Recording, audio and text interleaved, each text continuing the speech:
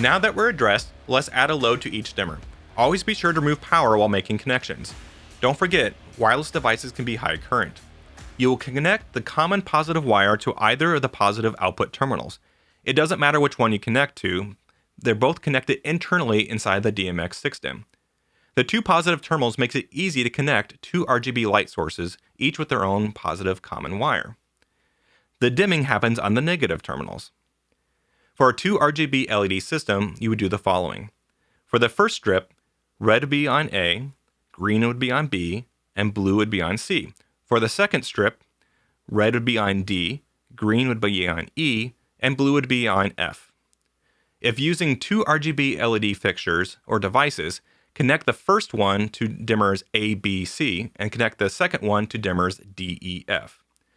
Let's take a moment to check to make sure that we wired things correctly. We will be testing a warm white and an RGB LED strip. We are going to first connect the RGB LED strip to dimmers A, B, C. And now we're going to connect the warm white LED strip to dimmer D. Now that we've connected our light sources, let's reconnect the power.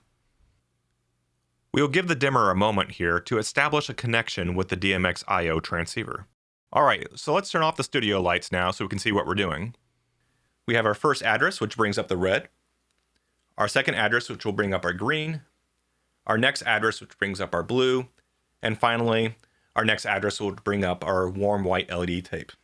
In another tutorial, we will look at the RC4 Commander software, available for Mac and Windows, which provides a user interface for configuration and working with advanced settings on the multiple RC4 devices remotely. Thanks for joining RC4 Wireless.